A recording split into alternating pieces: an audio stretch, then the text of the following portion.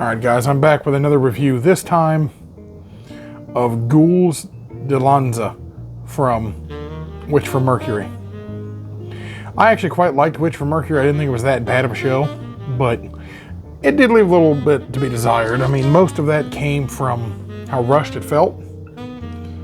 I actually have plans on making a full video reviewing the entire series, which honestly is not going to take me long to do. I mean, it's only like 40 episodes, so I don't even think it was that much, was it? I can't remember. I've been watching so many different animes and different genres these past like 2 weeks that, yeah, my brain's all kind of blurred with a mix of Dayquil, NyQuil, and Kaiju number 8. Everything's kind of been a blur. Anyway, moving on. This is a fantastic high grade. This is what every modern high grade needs to try to be like. I've said that in my last Witch from Mercury video. I'm going to say it again. Witch from Mercury kits are fantastic. They're exactly what modern high grade should be embodied as. Now, is he perfect? No, but is he the weakest of the models? Absolutely not. Let's get him off the stand, see how tall he is, and then we'll go from there. All right, I'm going to have him in his most straight up and down pose for this, given the fact that that's going to be the most true height you're going to have. He's not a very big model. He's about, he's not a very big model. He's only about, let me get the tape measure right. I went a little too short. Yeah, he's about 6 inches.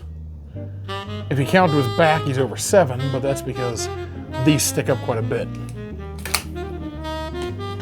Yeah, it's a beautiful high grade. I mean, this magenta color is just gorgeous. I don't know if the camera's doing it justice or not. It's beautiful. I mean, it is one of the prettiest looking high grades I've seen in a while. This literally looks like the anime. It looks perfect. Like, this is beautiful. This is gorgeous too. I mean, this green spearhead is gorgeous. And it's not just because of the lighting. I mean, if you put any kind of subtle light behind this, I'm using a little cheap ring light from Walmart, and this still looks fantastic. I mean, I don't know what they did to get that translucent plastic that nice. There is a little trick though you can do if you don't like this look and you want more of a frosted solid blade look. You can put some clear nail polish on it, but I think it looks gorgeous as it is. The whole spear itself is a cool idea, but it actually is double his length. It's quite cool. You've only got a little bit of hollowness, just like right here, but you can't really notice it too much.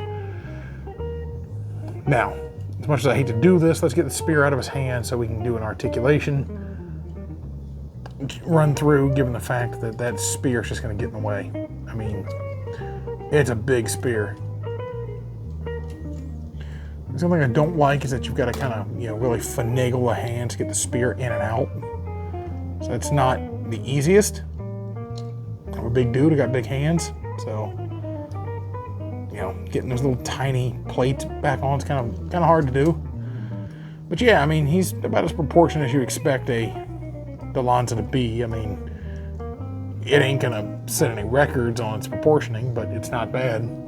You can see what I mean here by that's double his length.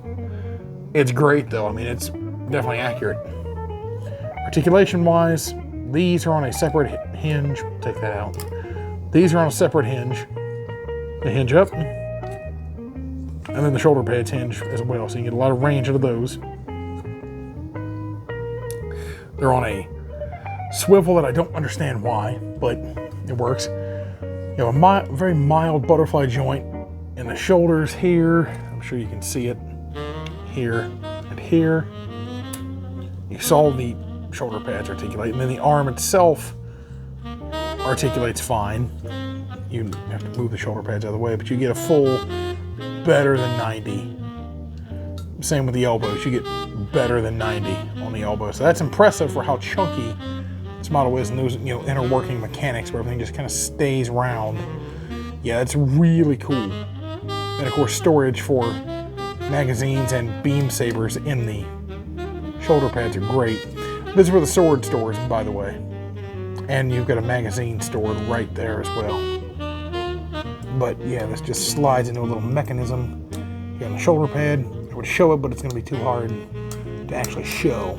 So then you got one here for the rifle, where the rifle just slides into this little slot. Again, anime accurate. The torso is on a ball joint at the bottom.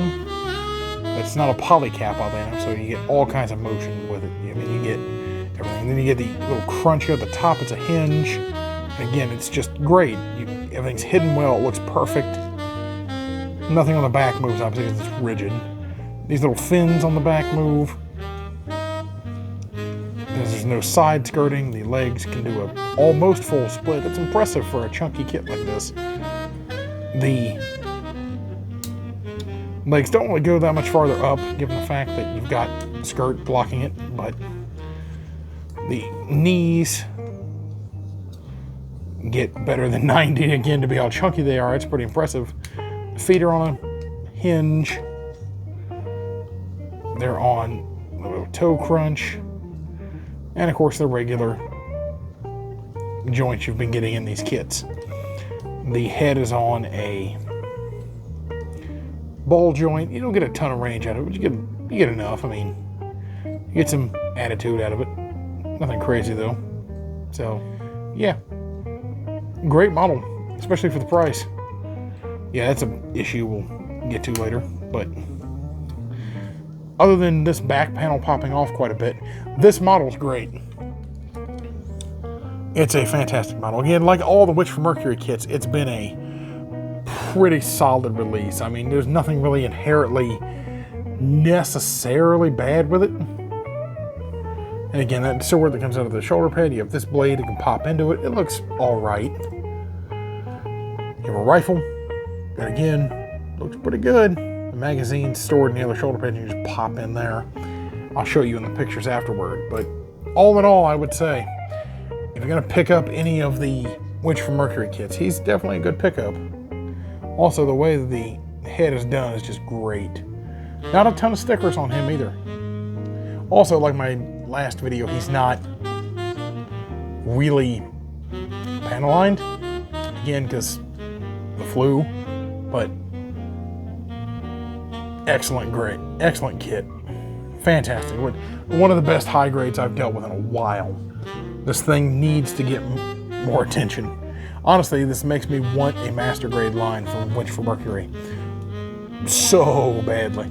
I mean, if I could get this thing in a master grade scale, I would. This is fantastic.